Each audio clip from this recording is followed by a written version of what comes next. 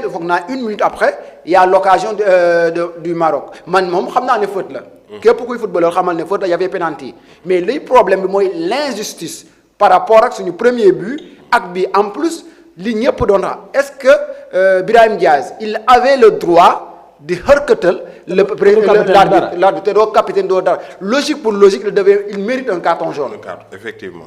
il mérite un carton yow yaa ngi mel ni kuy wax ak sa doom taxaw di ko yuuxu nii ak naag ba à la fin ce sont les Sénégalais même qui prenaient devance pour l'arbitre maanaam ki ñëw taxaw na ne carrément ba leen arbitre bi. ba boo gisee sax Gana Gueye ñun ñu dégg wolof on a vu ak ni comportement yi nga xam ne tey kii ñaanal na ko. kon ça veut dire que c'était énervant à la fin coach ñu ñëwaat ci li ni mel Pape Moussa nga gis action boobu ñu xool nan nga ci lan moo ci sa xalaat. non action boobu moom li ñu ciy wax rek mooy boo bëggee xam détermination corruption ci action boobu nga koy xamee waaw parce que loolu mooy démontrer toute la physionomie du match avec l'arbitre par exemple faute bi même bu fekkente ne moom sifflé na c'est-à-dire ci surface bi action bi. Ablaye Seck di mbëkk bal bi ak Hakimi bi ñuy wax dafa def faute ci Hakimi y avait encore 2 joueurs marocains yoo xamante ne ci biir surface bi ñu ngi jàpp ay joueurs sénégalais bu daaneel leen c'est-à-dire foofu même bu fekkente ne sifflé na action wu Hakimi Ablaye Seck bi faute bi donc la VAR devait l'appeler pour moom mu dem revoir les deux autres fautes ban la ci war a tirer wala ba xam bu Hakimi bi moo jiitu wala ñaar yële moo jiitu comprendre mais deful loolu c'était juste pour. moom l'essentiel annulé na le but moom loolu moo ko intéressé woon mais action boobu boo xoolee Ablaye Seck moom il se protégeait def nekkul ne moom moo dem def action de jeu bi ci Hakimi c'est-à-dire le ballon venait vers lui mu teg loxo ñun ñëpp ay footballeur lañ xam nañ ne par exemple joueur buy ñëw ci yow benn lenn la may nañ la nga teg ko loxo pour se protéger fenn lañ la mayul nga teg ko loxo mooy ci kanam à part loolu ci kanam ak ci put lañ la mayul mais bu weesoo loolu yow foo mën a teg sa loxo pour protéger te Ablaye Seck loolu kese la défend pour man defu la c'est-à-dire il était un peu plus puissant que Hakimi. mais Hakimi moo ko njëkk a téye sax. voilà te Hakimi moo ko téye. moom moo def faute sax moom. waaw Hakimi moom effectivement moom mu woon ci jeu bi moom. comme loolu Hakimi nekkul ci jeu bi. boo c'est ce qu'on appelle anti-jeu. non effectivement anti-jeu la mais bon comme li ñuy wax rek c'est-à-dire l'arbitre était là pour juste faire gagner le Maroc. waaw loolu moom moo ko fa andi woon moo tax action yooyu même boo fekkente ne yow tu parles de cette action yow mënoo ko définir ci par exemple règlement ba nga am dëgg wala dara parce que moom il était là juste parce que règlement bi ngay wax arbitre bi moom moo la ko gën a xam fuuf mais il était là juste pour faire gagner le Maroc et perdre le Sénégal mais alhamdulillahi rabbil alamin yàlla dogalee ko. réaction Pape Thiaw. bon ci li mu woo joueurs yi à ce que ñu dugg man. li may gën a ñëwaat ci loolu rek mooy réaction yu ñu ci gis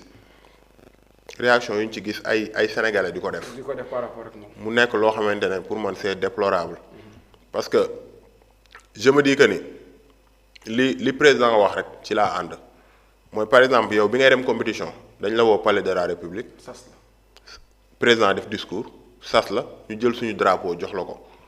tëggal la hymne national chaque match dañ lay tëggal hymne national kon loolu nekkatul loo xamante ne Pape Thiaw la wala Sadio Mané la wala Ablaye Seck la wala keneen ak keneen loolu c'est un problème de la nation problème mu patrie la am na foo xamante ne gis nga soo fa tollee nekkatul affaire u respect mooy taxaw foofu parce que quand on te respecte pas yow ki la joxul respect bul ko respecté au fait parce que Mahatma Gandhi da doon wax naan la victoire obtenue par la violence équivaut à une défaite car elle est momentanée.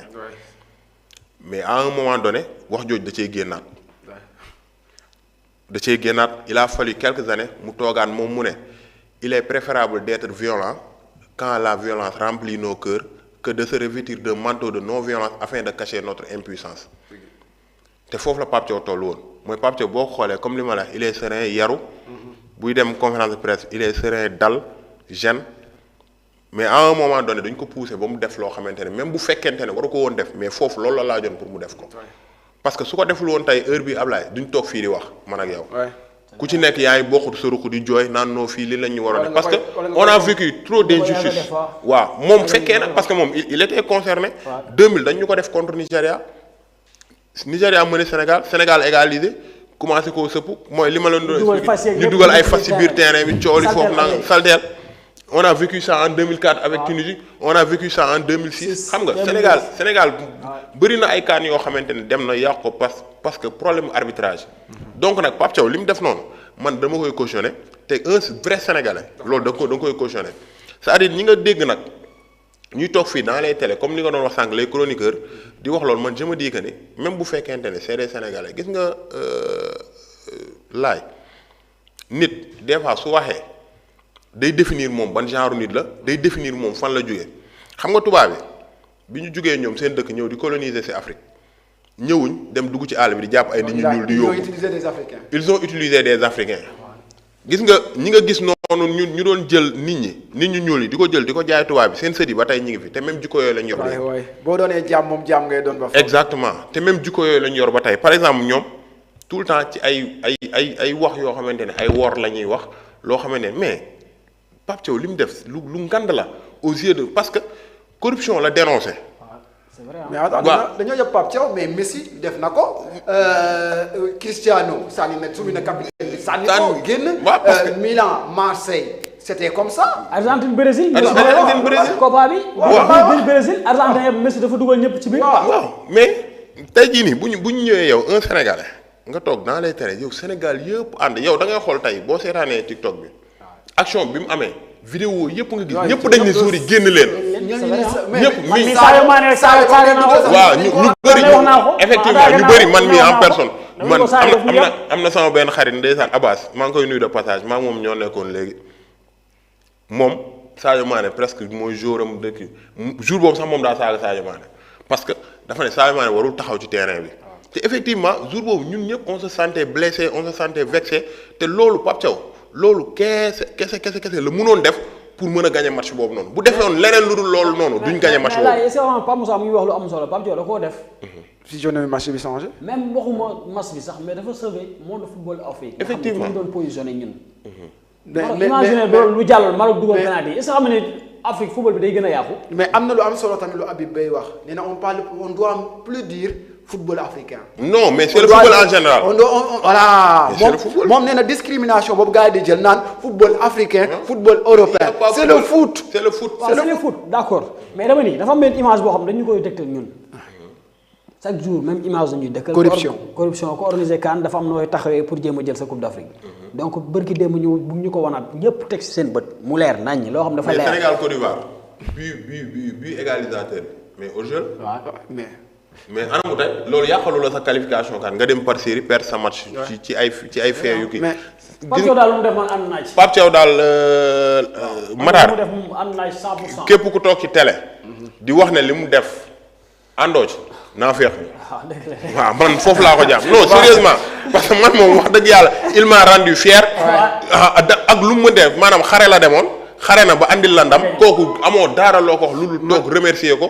ne ko merci beaucoup man Pape Moussa ñu ngi koy remercier ñun ñëpp leen laa ci ajouté Pape Thiaw dafa def CHAN def nawetaan. xam réalité Sénégal. def championnat Sénégal. waaw moo tax ma ne leen Pape Thiaw.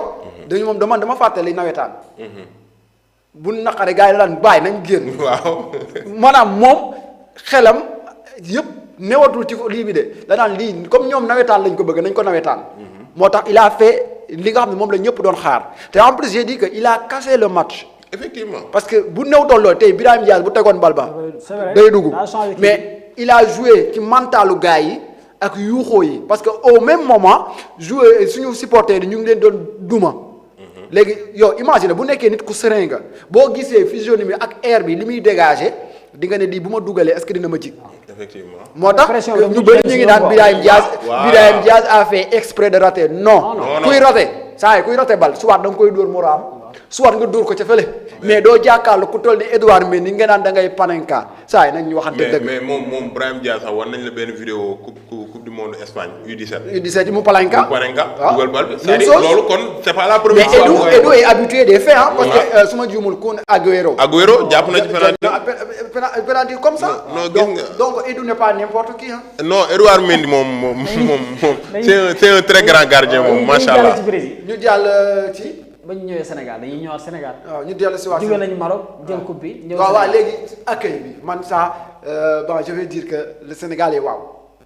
pour dire vrai ça nous a unis ça nous a rapprochés parce que fan mooy njëkkee mooy du ma ñëwagum sax ci dama naan palais ña fa nekk ñëpp ce sont des opposants man je suis carrément dans le monde politique man. j'aime trop li wàllum politique j'ai vu que y avait des opposants yi ñëpp a ñëw. ñoom Amadou Ba ñoom Amadou Ba et en plus